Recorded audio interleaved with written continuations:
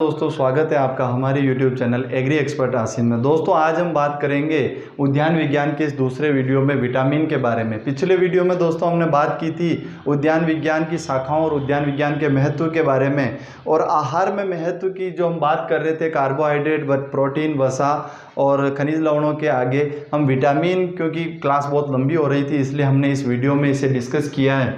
तो दोस्तों हम उन फैक्ट्स के बारे में यहाँ बात करेंगे जो विटामिन या विटामिन से संबंधित हैं और एग्जामिनेशन में बार बार पूछे जाते हैं। दोस्तों यहाँ से पहली चीज़ निकल के आती है कि विटामिन शब्द या विटामिन नाम किसने दिया था। तो अगर हम बात करें विटामिन नाम किस वैज्ञानिक ने दिया था, तो फंक नामक वैज्ञानिक थे, उन्होंने विटामिन को विटामिन कहा। ठीक है दोस्तों, सीधा सीधा सा हिसाब है, क्वेश्चन पूछ लिया जाए कि विटामिन नाम किस वैज्ञानिक ने दिया था, तो फंक नामक वैज्ञानिक ने दिया था। अब दूसरा क्वेश्चन पूछा जाता है, हर एक लाइन यहाँ पे क्वेश्चन होगी दोस्तों। आज जो हम विटामिन पढ़ रहे हैं उसकी हर एक लाइन से कहीं ना कहीं क्वेश्चन पूछा हुआ है। विटामिन को विलेयता के आधार पर कितने भागों में बांटा है, ये अपने आप में एक क्वेश्चन है। विटामिन को विलेयता के आधार पर कितने भागों में बांटा है, तो विलेयता के आधार पर विटामिन को दो भागों में बांटा है। एक तो जो वसा में विलय होते हैं उन्हें वसा विलय विटामिन कहते हैं, और दूसरे जो जल में विलय होते हैं उनको जल विलय विटामिन कहते हैं, वाटर सोल्यूबल और फैट सोल्यूबल। तो अगर क्वेश्चन पूछ लिया जाए विलेयता या सोल्यूबिलिटी के आधार पर विटामिन को दो भागों में बांटा है, पहला फैट सोल्यूबल, और अगर इनके एग्जाम्पल की बात करें तो एडी के, ए डी ई और के। क्वेश्चन बहुत बार ये रिपीट होते हैं, यहाँ से भी पूछते हैं। आप मान के चलिए यहाँ पे एक ऑप्शन बी दे दिया, ए बी ई के निम्न में से कौन सा विटामिन वसा विलय नहीं है, तो फिर आपको ये ध्यान रखना है कि यहाँ पे अगर बी दे रखा है तो बी वसा विलय नहीं है। ए डी ई के उसका उदाहरण हो जाएगा। और जल विलय की जहाँ तक हम बात करें, बी सी, विटामिन बी और सी जितने भी रूप हैं वो जल विलय होते हैं, जबकि वसा विलय विटामिन की अगर हम बात करें vitamin A, vitamin D, vitamin E और विटामिन के होते हैं। अब दोस्तों हम बात करेंगे इनके लिए अलग अलग एग्जामिनेशन की दृष्टि से यहाँ से क्या क्या चीज़ें पूछी जाती है उनके बारे में हम बात करेंगे। तो पहले हम बात कर लेते हैं विटामिन ए की। अब दोस्तों विटामिन में क्या क्या चीज़ें पूछी जाती है उसके लिए मैं थोड़ा सा आपसे डिस्कस करूँगा। विटामिन में मुख्यतः पूछा जाता है उसका वैज्ञानिक नाम, या माफ़ कीजिए उसका रासायनिक नाम, और रासायनिक नाम के बाद में उसके अगर कोई क्वेश्चन बनता है तो बनता है उसकी कमी से कौन सा रोग होता है। तीसरा क्वेश्चन क्या बनता है, कौन से फल या कौन से सब्जी में सर्वाधिक वो विटामिन पाया जाता है, या उस विटामिन का उपनाम क्या है। ये चार क्वेश्चन बनते हैं दोस्तों। इसके अलावा यहाँ से अपने एग्रीकल्चर एग्जामिनेशन में कोई क्वेश्चन नहीं बनता। पहला क्वेश्चन विटामिन नाम फंक ने दिया, विलेयता के आधार पर दो प्रकार के, पहला वसा विलय या फैट सोल्यूबल। फैट सोल्यूबल जो हुए उन्हें विटामिन ए डी ई के कहते हैं। अब जब हम पर्टिकुलर बात करेंगे रासायनिक नाम, उसकी कमी से होने वाला रोग, और वो किस फल में पाया जाता है, और उसका अगर कोई उपनाम है या उसे कोई उपाधि है उस विटामिन को, तो क्या कहा जाता है। तो दोस्तों अगर हम बात करें विटामिन ए की, तो मुख्यतः जैसे ही हम विटामिन ए की बात करते हैं आपके एक दिमाग में एक वह चीज़ आ जाती है, गाजर, आम और जितनी भी चीज़ें हैं जिनमें कैरोटीन पाया जाता है, या यूँ जान लीजिए येलोनेस, यहाँ तक कि गाय के दूध में भी विटामिन ए कैरोटीन के कारण पाया जाता है। तो अब हम रासायनिक नाम की अगर बात करें तो रासायनिक नाम जो है इसका रेटिनॉल, और हिंदी में भी हम लिखेंगे रेटिनॉल, या इसी को कहा जाता है रेटिनोइक एसिड, रेटिनोइक अम्ल। ये चीज़ें जरूर याद रखना दोस्तों। पूछा जाता है विटामिन ए का रासायनिक नाम क्या, वहाँ होगा आपको रेटिनोइक अम्ल, थाइमीन, बायोटीन, फोलिक एसिड। तो रेटिनॉल या रेटिनोइक अम्ल या रेटिनोइक एसिड जो है विटामिन ए का रासायनिक नाम है। और अब अगला क्वेश्चन यहाँ से क्या बनता है, पेड़ पौधों में या फल सब्जियों में ये किस रूप में पाया जाता है, किस रूप में पाया जाता है। ये सीधा का सीधा विटामिन ए के रूप में तो पाया नहीं जाता। अब ये फल और सब्जियों में किस रूप में पाया जाता है दोस्तों, तो बीटा कैरोटीन के रूप में पाया जाता है। क्वेश्चन पूछा हुआ है, आरएस में भी पूछा हुआ है, अपने एग्रीकल्चर एग्जामिनेशन में भी पूछा हुआ है। विटामिन ए फल एवं सब्जियों में किस रूप में पाया जाता है?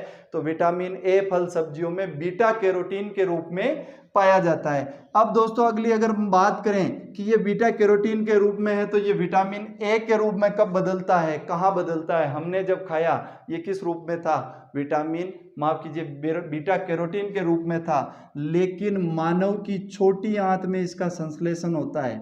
मानव की कौन सी आंत में? छोटी आंत में इसका संश्लेषण होता है। कहीं पूछ लिया जाए तो याद रखना कि बीटा कैरोटीन से या बीटा कैरोटीन से विटामिन ए में बदलाव या संश्लेषण की क्रिया मानव के किस भाग में होती है शरीर के?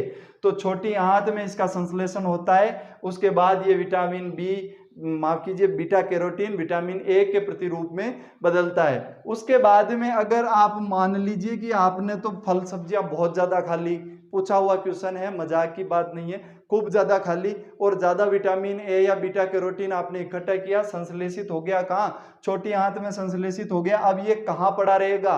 ज्यादा खा लिया तो कहीं ना कहीं स्टोरेज तो करेगा।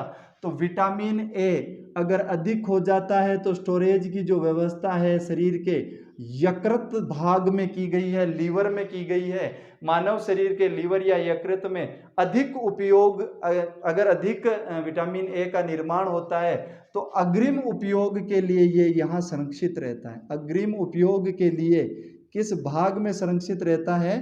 तो यह किस भाग में सुरक्षित रहता है? तो यकृत जो शरीर का भाग है उसमें ये सुरक्षित रहता है। ये था दोस्तों विटामिन ए के लिए। अब यहाँ से जो क्वेश्चन और इंपॉर्टेंट क्वेश्चन बनता है, इसकी कमी से होने वाला रोग,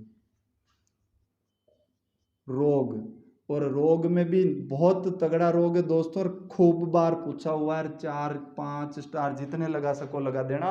रतौंधी या जिसे कहते हैं नाइट ब्लाइंडनेस, और जिसको दिन में दिखता हो रात को नहीं दिखता हो, नाइट ब्लाइंडनेस, दिन में सूझते और रात को अंधे हो जाएं, ऐसी डिजीज को हम रतौंधी बीमारी कहते हैं या नाइट ब्लाइंडनेस कहते हैं। और नाइट ब्लाइंडनेस किसकी कमी से होता है? तो विटामिन ए की कमी से होता है। अब दोस्तों उसके बाद हम और बात करें, एक डिजीज हो तो और होती है फ्राइनोडर्मा। फ्राइनोडर्मा, आंखों की जो पुतलियां है वो सिकुड़ जाती है, ऐसी आंखों संबंधित डिजीज है फ्राइनोडर्मा। उसके बाद हम बात करें अलग रोग रोधी क्षमता जितनी भी व्यक्तियों की है वो कम हो जाती है, रोग रोधी क्षमता का कम होना। अब क्या है दोस्तों, अगर विटामिन ए की कमी है, रतौंधी नहीं हुई, मान लीजिए फ्राइनोडर्मा नहीं हुआ, लेकिन क्या होता है? रोग रोधी क्षमता खत्म हो जाती है। जरा सा मौसम परिवर्तन हुआ, बुखार आ गया, जरा सा कोई और कारण हुआ और उसे किसी रोग ने पकड़ लिया, किसी रोग से ग्रस्त हो गया, तो ऐसी जो सुविधा है वो विटामिन ए की कमी के कारण होती है।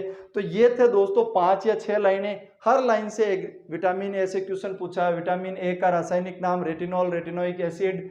फल और सब्जियों में किस रूप में पाया जाता है? तो बीटा कैरोटीन के रूप में पाया जाता है। और बीटा कैरोटीन से विटामिन ए के रूप में कहाँ संश्लेषण की क्रिया होती है? तो मानव की छोटी आंत में इसकी क्रिया होती है। और अधिक बन जाए तो अग्रिम उपयोग के लिए किस भाग में सुरक्षित रहता है? तो यकृत में सुरक्षित रहता है। और अगर हम बात करें इसके उदाहरण की, तो रतौंधी या नाइट ब्लाइंडनेस नामक जो बीमारी है और बहुत बार पूछी हुई है। और उसके बाद में अगर अगले रोग की बात करें, फ्राइनोडर्मा और रोग रोधी क्षमता का घटना। अब दोस्तों हम बात करेंगे अगली की विटामिन ए किस में पाया जाता है, उदाहरण की भी तो बात करनी पड़ेगी। और विटामिन ए के उदाहरणों की हम बात कर रहे हैं दोस्तों, और बात कर रहे हैं हम उसमें फलों की। तो फल की हम बात करें तो इसका बहुत अच्छा जो उदाहरण है वो मैंगो या आम है। और दूसरा जो उदाहरण माना जाता है इसका बहुत अच्छा, वो पपीता या पपाया है। अब दोस्तों इसकी जो यूनिट है, बाकी सारे विटामिन की जो मापने की यूनिट होगी ये भी आप देख लीजिए, mg/100 ग्राम चलेगी। सारे विटामिन अन्य जो भी हैं वो सारे के सारे, लेकिन विटामिन ए और विटामिन डी ये जो दो हैं इनकी जो यूनिट चलेगी वो IU चलेगी, इंटरनेशनल यूनिट के नाम से। कितना चाहिए? 100 IU। कितना चाहिए? 400 IU। इस तरह से इसकी यूनिट चलेगी। अगर हम यूनिट की बात करें तो अदर जितने भी विटामिन होंगे उनकी जो यूनिट है वो mg/100 ग्राम में चलेगी। जैसे हमने अभी पिछले वीडियो में पढ़ा था, लोहा करौंदे में 39 mg/100 ग्राम होता है, खजूर में 10 mg/100 ग्राम होता है। वहीं अब हम बात करेंगे विटामिन ए की, तो विटामिन ए पूछा जाए कि सबसे ज़्यादा किस में पाया जाता है, तो आम में पाया जाता है। कितना, तो 4800 इंटरनेशनल यूनिट या IU। और अगर हम पपीते की बात करें तो कितना है जी, 2020 IU विटामिन ए यहाँ पे पाया जाता है। उसके बाद हम दोस्तों बात करें वेजिटेबल्स की, तो जितनी भी लीफी वेजिटेबल्स है, एक थंब रूल है, जितनी भी पत्तेदार हरी सब्जियां हैं उनमें सबसे ज़्यादा विटामिन ए पाया जाता है। कितना पाया जाता है, तो बात कर लेते हैं। पहला बथुआ, जानते हैं सभी, चिनोपोडियम एल्बम एक खरपतवार है जिसे राजस्थान ही नहीं बहुत सारी जगह पे इसे सब्जी के रूप में उपयोग में लिया जाता है, और पर्टिकुलरली राजस्थान में बहुत लिया जाता है। सर्दियों में जब गेहूं की फसल होती है तो उसमें ये खरपतवार के रूप में उगता है। और यहाँ पे आप आश्चर्यचकित रहोगे कि जहां हम बात कर रहे हैं मैंगो जैसे फल में, जिसे बहुत महंगा लाया जाता है और खाया जाता है, उसमें विटामिन ए मात्र होता है 4800 IU। लेकिन अगर हम बात करें बथुए की तो 11300 IU, यानी इससे लगभग 4 या 3 गुना आपका विटामिन ए पाया जाता है। और इसके कॉस्ट की बात की जाए तो बहुत ज़्यादा फर्क है। उसके बाद हम बात करें दोस्तों पालक, और पालक में विटामिन ए की बात करें तो 9000 IU इसमें पाया जाता है। उसके बाद दोस्तों हम बात करेंगे धनिया, और धनिया में अगर हम बात करें दोस्तों तो 6917 समथिंग IU इसमें विटामिन ए होता है। और फिर पूछा जाता है गाजर में विटामिन ए कितना पाया जाता है, तो 3150 IU। बहुत बार पूछा हुआ क्वेश्चन है दोस्तों ये, गाजर में विटामिन ए, यानी गाजर का हम जब कलर की बात करते हैं कि गाजर का जो रंग पाया जाता है वो किस कारण पाया जाता है, तो कैरोटीन के कारण पाया जाता है। और हमने पढ़ा था कि फलों और सब्जियों में विटामिन ए किसके रूप में पाया जाता है, कैरोटीन के रूप में पाया जाता है। इसका मतलब विटामिन ए होगा, कितना होगा, 3150 IU। ये उदाहरण है दोस्तों, फलों के दोनों उदाहरण बहुत बार पूछे हुए हैं, बथुआ और गाजर भी बहुत बार पूछे हुए हैं।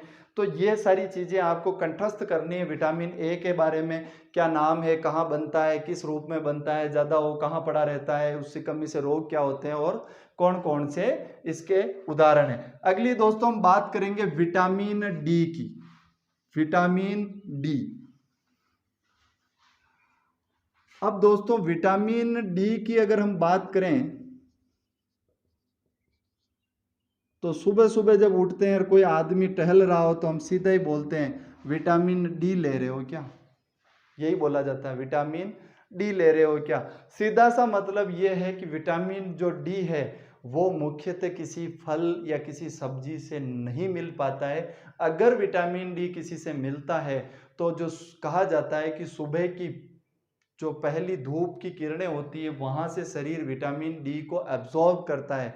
लेकिन अगर डायरेक्टली लेने की भी बात की जाए तो अगर अर्ली मॉर्निंग बादाम के साथ दूध लिया जाए तो भी कुछ मात्रा में आपको विटामिन डी प्राप्त होता है, या विटामिन डी का संश्लेषण शरीर करता है। अब दोस्तों हम इसके रासायनिक नाम की बात करेंगे तो ये भी 2 तरह का है, विटामिन D2 और D3।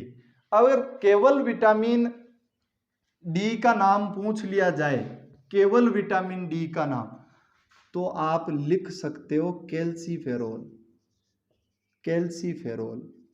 रासायनिक नाम की बात कर रहा हूं, ज्यादा कुछ यहां से पूछा नहीं जाता है, सीधा सीधा पूछते हैं विटामिन डी का क्या नाम है, कैल्सीफेरोल। लेकिन कहीं डीप पूछ ले आपको कि विटामिन D2 का क्या नाम है, तो अर्गो कैल्सीफेरोल। ज्यादा कुछ नहीं है दोस्तों, थोड़ा सा नाम चेंज है, कैल्सीफेरोल के आगे जुड़ेगा अर्गो। अगर D3 है तो कोली कैल्सीफेरोल। अर्गो और कोली याद रखना, अर्गो कोली। कैल्सीफेरोल तो इसका नाम है ही। अगर विटामिन डी का सीधा सीधा नाम पूछे कैल्सीफेरोल, और विटामिन D2 का नाम पूछ लिया जाए अर्गो कैल्सीफेरोल होता है, D3 जो होता है वो कोली कैल्सीफेरोल होता है। अब दोस्तों इसमें पूछा जाता है कि इस की रिक्वायरमेंट कितनी होती है प्रति व्यक्ति पर डे, तो 400 IU जो इंटरनेशनल यूनिट मैं पहले ही बता चुका हूं। विटामिन ए और डी 2 ऐसे यूनिट विटामिन है जिनमें IU में नापा जाता है विटामिन को। तो विटामिन डी की प्रतिदिन रिक्वायरमेंट कितनी होती है प्रति व्यक्ति? तो 400 इंटरनेशनल यूनिट की आवश्यकता होती है। इसकी कमी से कौन से रोग होते हैं? तो नाम के आगे देखना कैल्शियम, कैल्शियम से जितने भी रोग होते हैं वो यहाँ भी होते हैं, सूखा रोग, चिड़चिड़ापन और ऑस्टोमलेशिया। तो ये जो सारे रोग हैं, ये रोग विटामिन डी की कमी से होता है। और एक जो रोग है इनमें पूछा जाता है रिकेट्स, बहुत बार पूछा हुआ, आप इंपॉर्टेंट लिख दीजिएगा। रिकेट्स रोग जो है पूछा जाता है कि किस में होता है? तो बच्चों में होता है। और बच्चों में रिकेट्स रोग किसकी कमी से होता है? तो विटामिन डी की कमी से होता है। रिकेट्स रोग का ही जो वयस्कों में जो रूप है वो ऑस्टोमलेशिया कहलाता है। यानी जो बड़े लोगों में या वयस्क लोगों में जो हड्डी संबंधित रोग होता है उसे हम ऑस्टोमलेशिया बोलते हैं, हड्डी विकृति होती है ये। और अगर वही हड्डी विकृति बच्चों में होती है तो उसे रिकेट्स नाम से माना जाता है या पूछा जाता है। और ये क्वेश्चन कई बार पूछा हुआ, रिकेट्स नामक रोग जो विटामिन डी की कमी से होता है, किन में होता है? वयस्कों में, बच्चों में, पशुओं में, तो फिर बच्चों में। या बच्चों में होने वाला रिकेट्स रोग किसकी कमी से होता है? तो विटामिन डी की कमी से होता है। हमें याद रखना है, क्वेश्चन पुट करने वाला किसी भी तरह से क्वेश्चन पूछ सकता है। उसके बाद दोस्तों हम बात करेंगे विटामिन ई की। दोस्तों अगर हम बात करें विटामिन ई की, तो हम बात कर रहे थे विटामिन ई की। और विटामिन ई का जब हम रासायनिक नाम पढ़ेंगे तो अल्फा टोकोफिनॉल कहा जाता है। अल्फा टोकोफिनॉल नामक रसायन जो है वो विटामिन ई कहा जाता है। और इसे पूछा जाता है कि इसकी कमी से कौन सा रोग होता है? तो दोस्तों बांझपन या स्टर्लिटी रोग जो है वो इसकी कमी से होता है। और किन में होता है? तो ये रोग महिलाओं में होता है।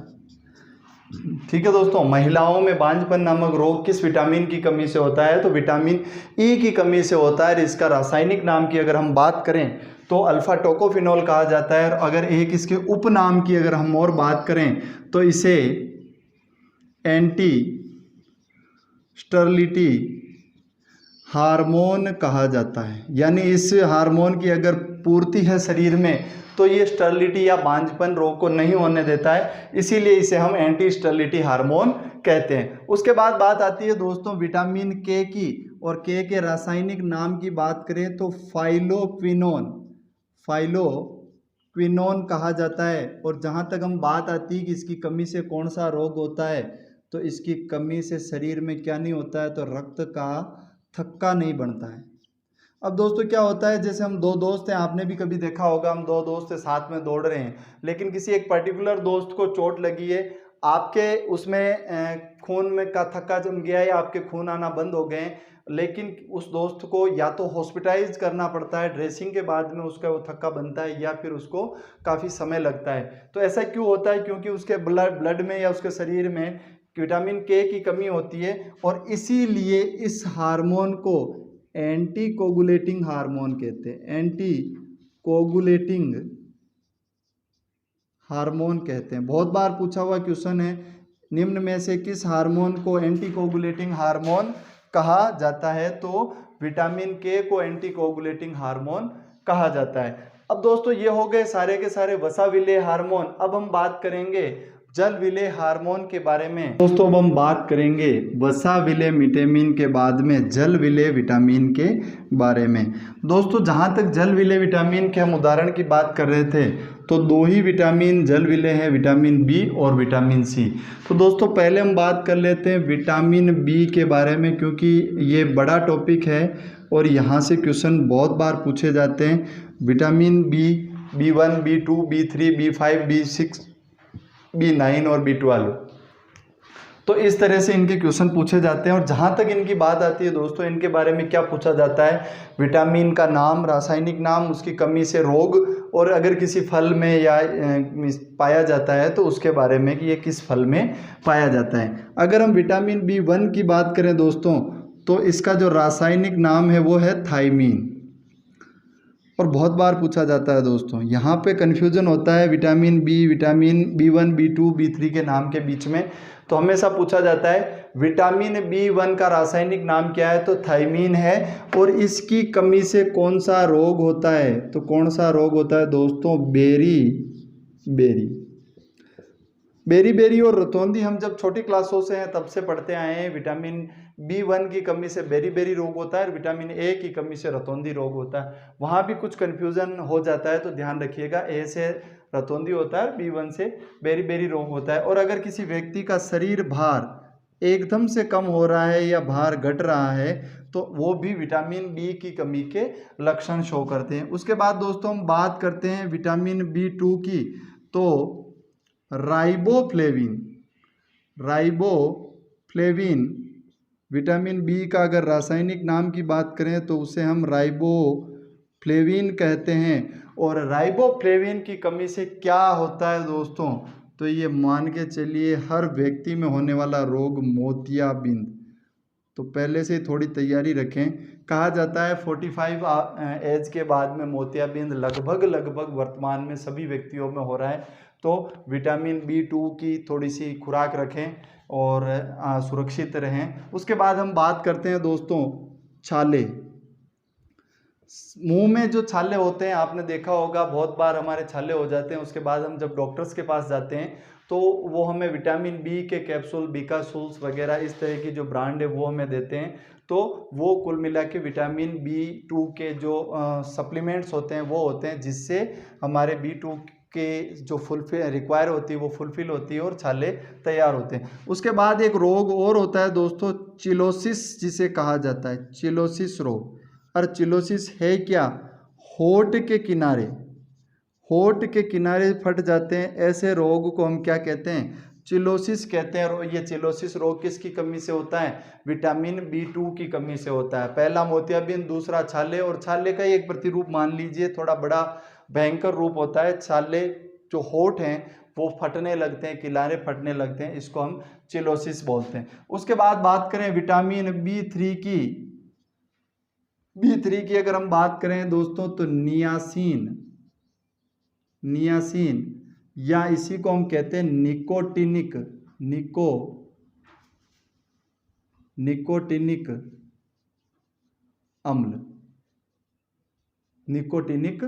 अम्ल। दोस्तों ये इसका रासायनिक नाम हो गया नियासिन या निकोटिनिक अम्ल। अब अगर दोस्तों इसकी बात करें तो कुछ विशेष नहीं, लेकिन अपच और दस्त जैसे रोग, या तो इसकी कमी से क्या होने लग जाएगा, आपको अपच होने लग जाएगी, या फिर क्या होगा, आपको दस्त लगने लग जाएंगे। ऐसी जो दिक्कतें हैं वो शरीर में विटामिन B3 की कमी से होती है। उसके बाद दोस्तों हम बात करें B5 की, तो B5 को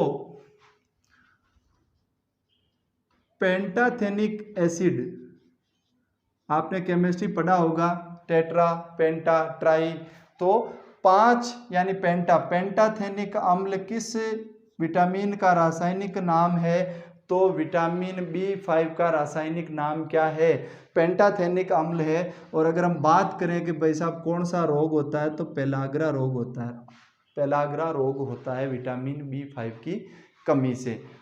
और अगली बात करेंगे दोस्तों B6 के बारे में। और B6 के रासायनिक नाम को पूछा जाता है कई बार, इसलिए हम यहाँ डिस्कस कर रहे हैं, अदरवाइज बहुत ज़्यादा जगह इनको पूछा नहीं जाता। विटामिन B6 की अगर हम बात करें तो इसे पायरोडोक्सिन नाम से जाना जाता है। विटामिन B7 को बायोटीन नाम से, और विटामिन B9 को फोलिक एसिड के नाम से, के नाम से जाना जाता है। और वहीं अगर हम बात करें विटामिन B12 की, तो विटामिन B12 को साइनोकोबाल एमीन के नाम से जाना जाता है। तो दोस्तों ये थे विटामिन B, जिसमें अगर हम बात करें विटामिन B1 की तो थायमिन, B2 राइबोफ्लेविन के नाम से, B3 नियासिन या निकोटिनिक अम्ल के नाम से, B5 पेंटाथेनिक एसिड के नाम से, B6 पायरोडोक्सिन के नाम से, B7 बायोटीन के नाम से, और B9 फोलिक एसिड के नाम से, और B12 को हम साइनोकोबालेमिन के नाम से जानते हैं। दोस्तों कई बार क्वेश्चन पूछा जाता है कि रक्त अल्पता या एनीमिया की कमी में किस विटामिन का उपयोग किया जाता है, तो विटामिन B9 का उपयोग किया जाता है। अगर आप डॉक्टर्स के पास जाते हैं और खून की अगर कमी होती है आपके पास, तो आपको फोलिक एसिड्स की टैबलेट्स दी जाती है, और अगर उससे भी ज़्यादा कमी होती है तो फिर आपको फोलिक एसिड्स या साइनोकोबालेमिन में से कुछ इंजेक्शन दिए जाते हैं। तो दोस्तों ये थी विटामिन बी के बारे में जानकारी। अब हम बात करेंगे लास्ट और अंतिम विटामिन सी के बारे में। विटामिन बी के बाद बात कर रहे हैं दोस्तों हम विटामिन सी के बारे में। और विटामिन सी के बारे में क्वेश्चन पूछा जाता है विलेयता के आधार पर ये किस प्रकार का विटामिन है, तो जल विलेय विटामिन है। और अगर बात करें हम इसके रासायनिक नाम की तो किस प्रकार का है या इसका क्या रासायनिक नाम है, तो इसे एस्कॉर्बिक एसिड या एस्कॉर्बिक अम्ल कहा जाता है। और बात है इसके रोग की, कौन सा रोग होता है, तो स्कर्वी रोग होता है। स्कर्वी रोग होता है, यानी इसकी कमी से स्कर्वी रोग होता है। और क्वेश्चन सीधा सीधा पूछते हैं कि विटामिन सी किस फल में सबसे ज़्यादा पाया जाता है। अब इस विटामिन का सबसे मोस्ट थिंग दोस्तों यहाँ से क्वेश्चन पूछे जाते हैं और आंसर परिवर्तन होते हैं। दोस्तों हम इसके उदाहरण की अगर पहले बात कर लें उसके बाद हम उसकी बात करेंगे। उदाहरण की बात करें तो सर्वाधिक जो फल पाया जाता है विटामिन सी पाया जाता है वो किस में पाया जाता है, तो बारबेडोज चेरी में पाया जाता है। कितना, 1400 mg पर 100 ग्राम पर 100 ग्राम। उसके बाद दोस्तों अगर हम बात करें आंवला की तो आंवला में विटामिन सी पाया जाता है 600 mg पर 100 ग्राम। और उसके बाद दोस्तों हम बात करें अमरूद में भी विटामिन सी पाया जाता है। कितना पाया जाता है, इसका आधा। कितना, इसका आधा, 300 mg पर 100 ग्राम। और अगर वहीं बात करें हम नींबू की, खट्टा तो होता है लेकिन नहीं पाया जाता इतना। कितना पाया जाता है, 60 mg पर 100 ग्राम। अब दोस्तों क्वेश्चन कैसे बनता है, क्वेश्चन क्या पूछा जाता है, यहाँ पे क्वेश्चन के आंसर परिवर्तन होते हैं। बहुत बार पूछा हुआ क्वेश्चन है, निम्न में से, क्वेश्चन सुनना दोस्तों, निम्न में से किस फल में सर्वाधिक विटामिन सी होता है। देखिए सीधा सीधा पूछ लिया, निम्न में से सर्वाधिक। अब देखना आप सर्वाधिक की बात आ रही, क्या आ जाएगा, निम्न में से सर्वाधिक बारबेडोज चेरी। लेकिन क्वेश्चन क्या पूछ लिया जाए, केवल एक वर्ड ऐड हो जाएगा, निम्न में से किस खाने योग्य फल में, किस प्रकार के फल, खाने योग्य फल में विटामिन सी सर्वाधिक होता है। यानी आप मान के चलिए आउटर कंट्रीज में बारबेडोज चेरी पाया जाता है। इसका जो उपयोग है वो डायरेक्ट उपयोग नहीं है, खाने योग्य फल नहीं है। तो निम्न में से किस खाने योग्य फल में सर्वाधिक विटामिन सी पाया जाता है, आंवला पाया जाता है 600 mg पर 100 ग्राम। ये मोस्ट इंपॉर्टेंट क्वेश्चन है जहाँ पे कंफ्यूजन होता है। एग्जामिनर बार बार इस क्वेश्चन को पुट करते हैं, हम केवल जल्दबाजी में इसको गलत करके आते हैं। नॉर्मली पूछा जाए सर्वाधिक विटामिन सी बारबेडोज चेरी, पूछ लिया जाए खाने योग्य फल में सर्वाधिक विटामिन सी, तो फिर आंवला हो जाएगा, ये खाने योग्य नहीं है। और कहीं अगर आंवला भी ऑप्शन में नहीं हो तो फिर अमरूद में पाया जाता है। आंसर हमेशा परिवर्तन होंगे मल्टीपल चॉइस के आधार पर। हम जो एग्जामिनेशन वर्तमान में दे रहे हैं वो सारे एमसीक्यू टाइप है। मान के चलिए आपसे पूछ लिया सर्वाधिक विटामिन सी किस में पाया जाता है, इन दोनों में नहीं पाया जाता। आप बोल दो फला सर ने बढ़ाया था बारबेडोज चेरी और आंवला, वो तो आए ही नहीं। हो सकता है नीचे आप ऑप्शन देखिए अमरूद हो, नींबू हो, तो उसके आधार पे ये परिवर्तन होगा। तो ये डाटाज आपको याद करने हैं। घटते हुए क्रम में बारबेडोज चेरी में 1400 mg, आंवले में 600 mg, अमरूद में उसका आधा 300 mg और उसके बाद में नींबू में 60 mg पर 100 ग्राम विटामिन सी पाया जाता है। तो दोस्तों ये था आज का वीडियो जो विटामिन्स के बारे में था। उम्मीद करता हूँ ये जानकारी आपको पसंद आई होगी और भविष्य में आपके एग्जामिनेशन की दृष्टि से ये लाभदायक सिद्ध होगी। दोस्तों एक अपील है आप लोगों से कि जितने भी मेरे विद्यार्थी इन वीडियो को देख रहे हैं, ज़्यादा से ज़्यादा अपने जो तैयारी करने वाले स्टूडेंट्स या हमारे कृषि विद्यार्थी हैं उन तक पहुंचाएं। और उम्मीद करता हूं कि आप इसको ज़्यादा से ज़्यादा शेयर करेंगे। मेरे चैनल को भी सब्सक्राइब करना नहीं भूलें ताकि हम जो रोज़ एक वीडियो लेके आ रहे हैं उसमें आने वाले दिनों में मैं कुछ परिवर्तन करना चाहूँगा। दोस्तों शाम को 7 बजे हम ये एग्रीकल्चर के वीडियोज़ ला रहे हैं और सुबह में मैं आपके एक जीके के जो हिस्ट्री पॉइंट है उसको मैं कंप्लीट करवाने की कोशिश करूंगा। तो कोशिश रहेगी कि आपको दिन में 2 वीडियो मिले, क्योंकि स्थितियां भी सुधर रही है। अभी हम घर बैठे हैं तो जितना हम पढ़ सकते हैं पढ़ें। और भी बहुत सारे प्लेटफॉर्म है आपको मिलेंगे, वहाँ पे बहुत अच्छा स्टडी मटेरियल है। स्टडी करें, अपने नोट्स बनाएं, जितना लिख सकते हैं उतना लिखें और उनको कंप्लीट कंठस्थ करें, ताकि भविष्य में आने वाले एग्जामिनेशन में वो आपके लिए लाभदायक सिद्ध हो। धन्यवाद दोस्तों, जय हिंद।